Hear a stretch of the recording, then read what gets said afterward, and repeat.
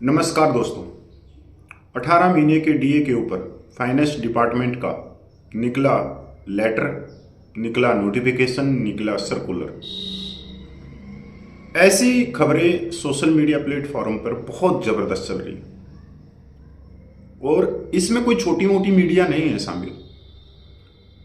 इसमें जो national media है उसमें भी ये धूम धड़ाके से ये खबरें चल रही। इंग्लिश न्यूज़पेपरों में देखो, कहीं भी देखो। अब ये क्यों दिखाई जा रही है, इसका मकसद क्या है, क्यों करोड़ों कर्मचारियों को गुमराह किया जा रहा है? तो सिंपल सी बात है कि ये एक बहुत बड़ा ये एजेंडा है। खासकर वो चीजें दिखाई जाती हैं जो मिलनी नहीं है, जो कभी भी सरकार नहीं देगी कि आज एरियर मिलेगा, आज वो मिलेगा। यहां से जो मेन जो मुद्दा है उससे भटकाया जा रहा है। जो मिलने वाली चीजें हैं उनके ऊपर बात ना होके और एक अलग रास्ता पकड़ाया जा रहा है। इसको कहते हैं ब्रेन वॉश करना। अब देखो, OROP 3 परमिचर को बाहर कर दिया गया और OROP की वजह से अगर हम देखें तो जो जूनियर कमीशन है उसकी पेंशन कहां पहुंच गई है कि 2016 से पहले वाले ज्यादा ले रहे हैं और 2016 के बाद में जो रिटायरमेंट हुए हैं वो कम ले रहे हैं। अब जब कम ले रहे हैं तो पिछले वालों की कैसे बढ़ेगी? इस मुद्दे पे कभी बात नहीं होगी और होनी चाहिए इसी मुद्दे पे बात। मिलिट्री सर्विस पे सेना जीवन की कठिनाइयों का एक अलाउंस है, 6 मीटर कपड़ा पहनने का एक अलाउंस है, देश की सेवा करने का एक अलाउंस है, उस पे बात नहीं हो रही कि 15,500। जो डिसेबिलिटी पेंशन है जिसमें लाखों का अंतर है, जो असमानता है, जो भेदभाव है, इसके ऊपर बात नहीं हो रही। और OROP की विसंगतियां इस तरह से बढ़ रही है कि आने वाले समय में ये बहुत बड़ी एक विसंगति हो जाएगी। पहले संघर्ष इसलिए हुआ कि OROP मिले 30 लाख पूर्व सैनिकों को, और ऐसा लग रहा है कि आने वाले समय में ऐसा कहने लग जाएंगे 30 लाख पूर्व सैनिक की OROP बंद करो, क्योंकि OROP से फायदा ही नहीं होगा।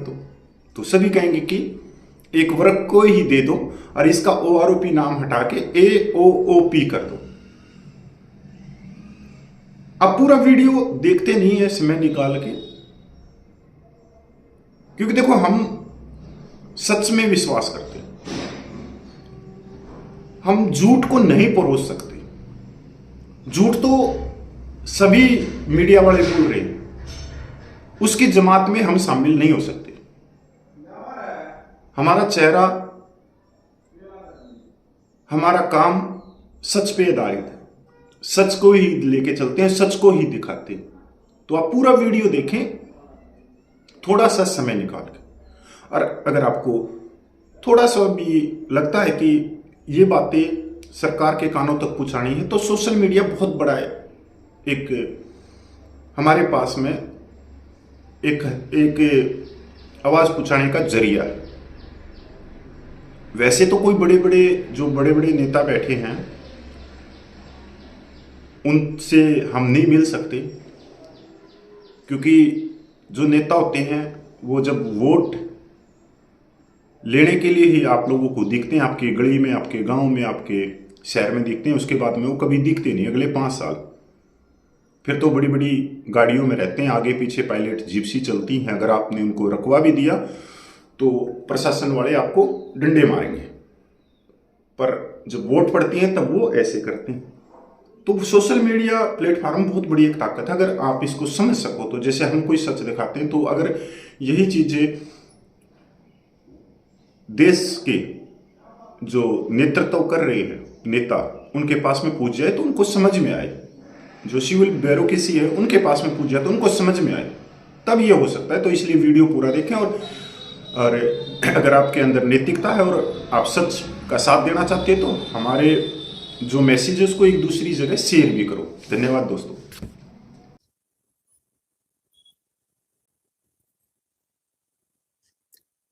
जय हिंद दोस्तों, मैं एयर वेटरन कॉर्पोरल मोहनरंगन चेन्नई से। दोस्तों, मैंने कल पीएम ऑफिस को जो टैग करके एक वीडियो बनाया था, उसका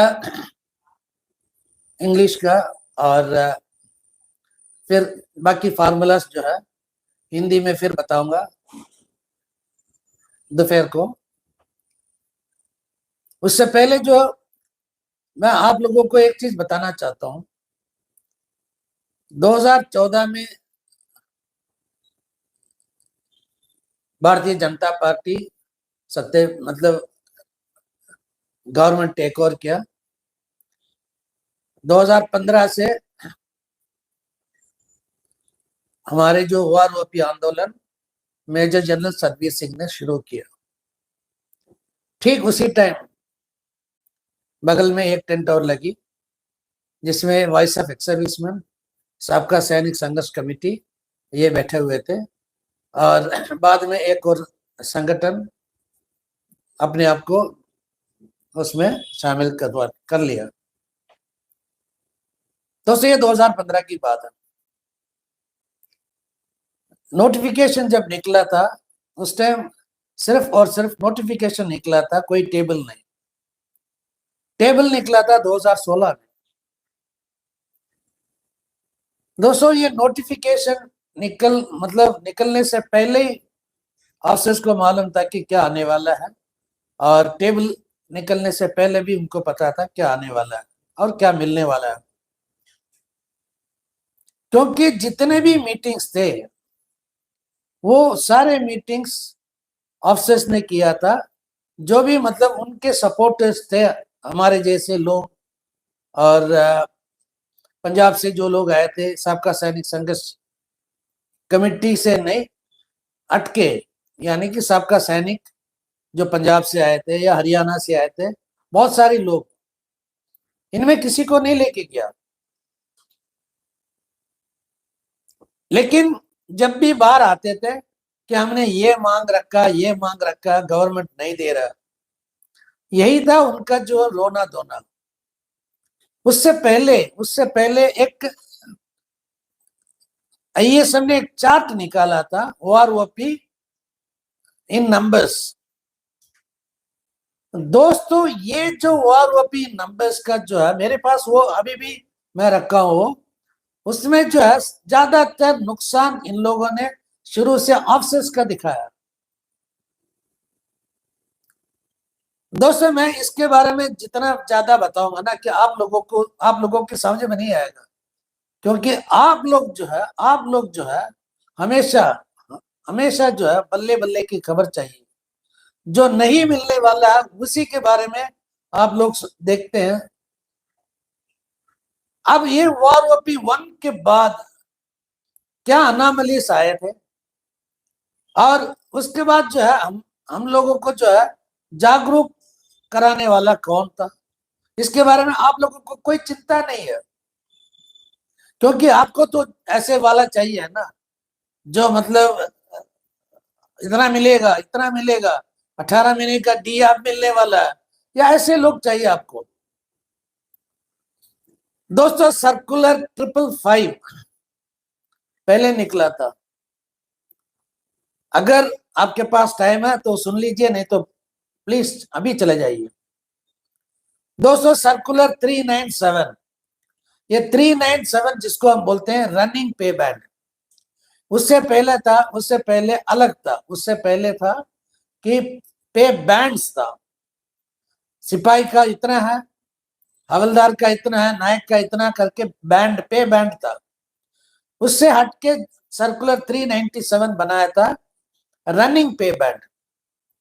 ये रनिंग पे बैंड देने के बाद हमारे लिए बहुत सारे मुद्दे पैदा हुआ था। फिर उसके बाद एक सर्कुलर निकला था, सर्कुलर 430, और ये हमेशा ये कांग्रेस वाले कहते हैं ना, हमने ओआरओपी 4 बार दिया, फौजियों को 3 बार हमने कुछ नहीं दिया। 2006 वो छठा पे commission, 2004 merger of 50% DA, 2009 circular 430, ये सर्कुलर 430 के बाद सर्कुलर 501।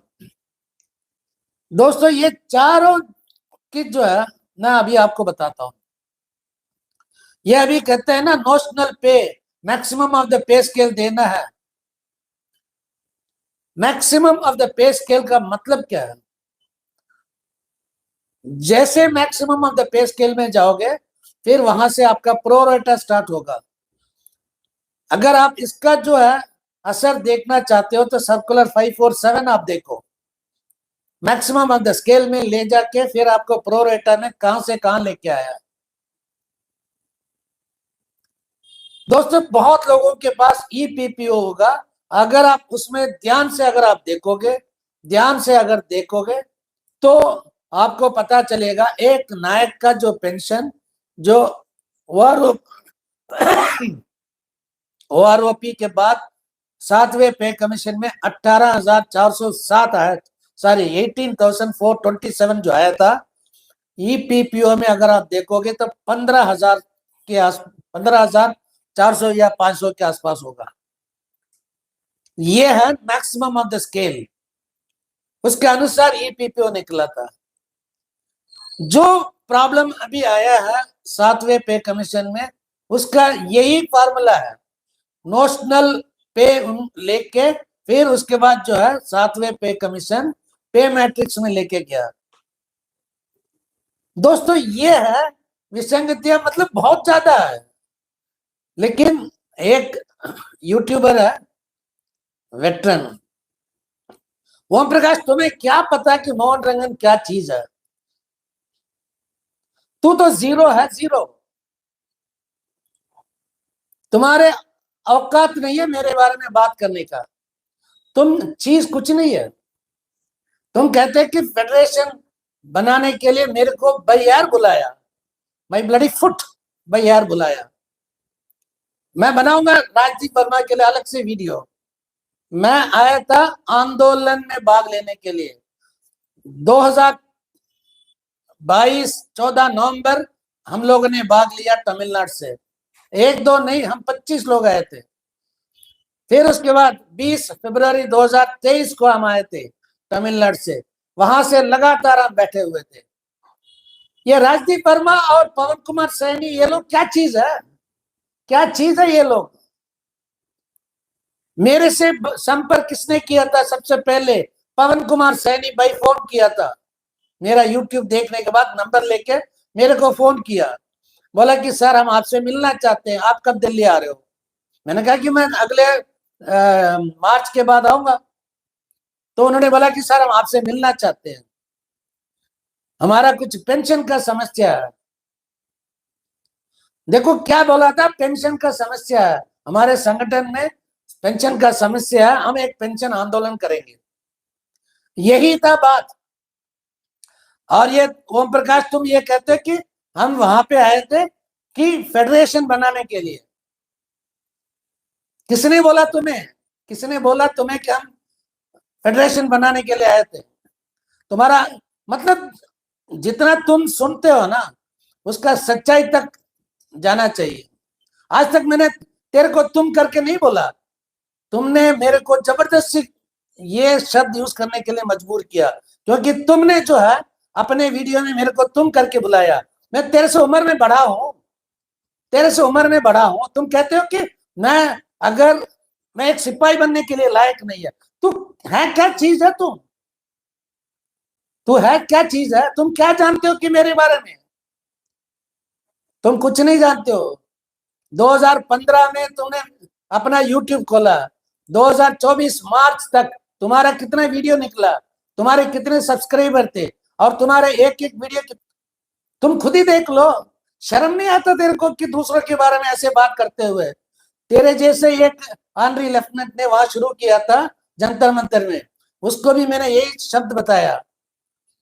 तुम और आप में बहुत अंतर है। हम जब बच्चों से बात करते हैं ना, जब बच्चे से हम बात करते हैं ना, आप करके बुलाते हैं, बेटे आपका पिताजी कहाँ, बेटे आपकी मम्मी कहाँ, क्योंकि ये हमारा जो है कल्चर, हमारा परवरिश।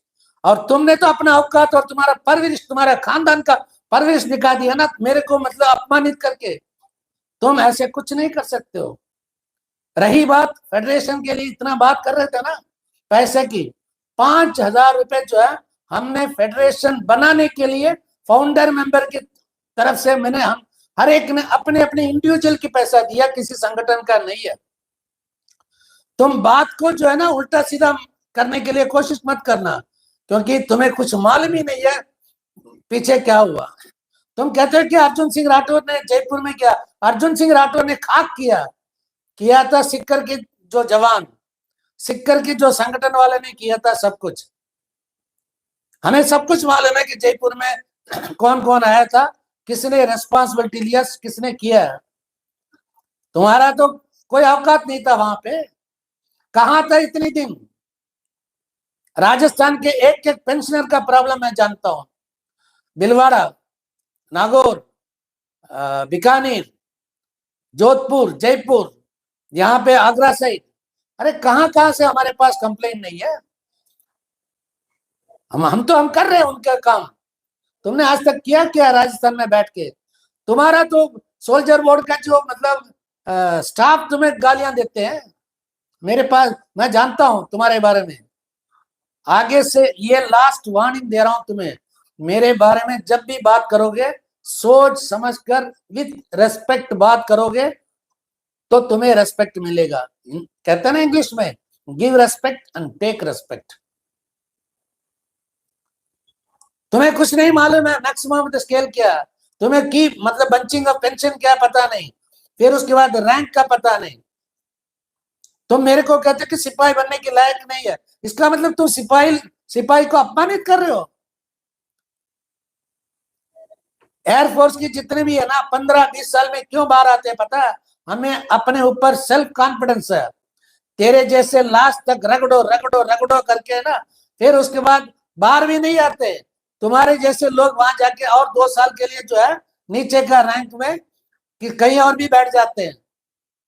ये जो है ना सब, ये सारे चीज जो है अपने वो चमचे, वो ना लल्लू पंचू चमचे है ना, उनको बताओ। पढ़े लिखे आदमी के साथ तुम्हारा काम नहीं चलेगा। तुम क्या जानते हो कि मेरा पढ़ाई के बारे में, तुम क्या जानते हो कि मेरा प्रीवियस हिस्ट्री 2000 मतलब 1987 1987 जनवरी से लेके मैं क्या था क्या नहीं था, तुम क्या जानते हो?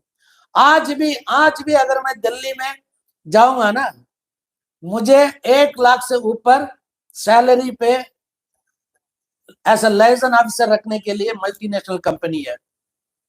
सिंपली अपने जो है ना, कहते हैं ना, don't put finger in my mouth, बहुत पछताओगे। दोस्तों ये आज के हिसाब से जो सूबेदार जो बाहर आ रहा है ना, OROP 3 में जो सूबेदार का कितना है उससे भी कम पेंशन ले रहा है। यह है हकीकत। इसका वजह क्या है, इसका मतलब समाधान क्या है, ये सारी बात जो है हम अगले जो प्राइम मिनिस्टर के लिए जब बनाऊंगा उससे पहले मैं एक वीडियो बनाऊंगा कितना हर एक को मिल सकता है अगर हम एक इकट्ठे होकर लड़ेंगे। एक इकट्ठे होकर लड़ेंगे कि मतलब ये फेडरेशन जैसे है ना हेराफेरी वाला नहीं है। और ओम प्रकाश जी, मैं तुम्हें एक चुनौती दे रहा हूं अभी, अगर वो चुनौती अगर सामना करोगे, अगर वो चुनौती मंजूर है तो बोलो कि हाँ yes I will accept the challenge. आज तारीख है 28 अक्टूबर 2024, ठीक 1 साल का वक्त आपके लिए भी और मेरे लिए भी। 1 साल के अंदर जो मेरा संगठन है तमिलनाडु के अंदर उसको छोड़ो, उसको छोड़ के देखो कि मैं कितना मेंबरशिप कहां कहां बना सकता हूं और एक और फेडरेशन किस तरह बना सकता हूं, मैं करके दिखाऊंगा। अगर तुम्हारे में दम है, तुम्हारे में गट्स है, तुम भी अपना एक संगठन अपना एक फेडरेशन, ये फेडरेशन जो है ना, जिसको हम असली नकली जो लड़ाई चल रहा है, जिसका क्या बोलते हैं कि रजिस्ट्रेशन तुम लोगों ने लिया, वो छोड़ के अपने दम पे एक फेडरेशन बना के दिखाओ। तुम हो या राजदीप वर्मा हो या अर्जुन सिंह राठौर हो, फिर मैं तुम लोगों को मानूंगा। अदरवाइज तुम लोग बस जय हिंद, वंदे मातरम, भारत माता की जय। नमस्कार साथियों, 18 महीने के डीए के ऊपर फाइनेंस डिपार्टमेंट का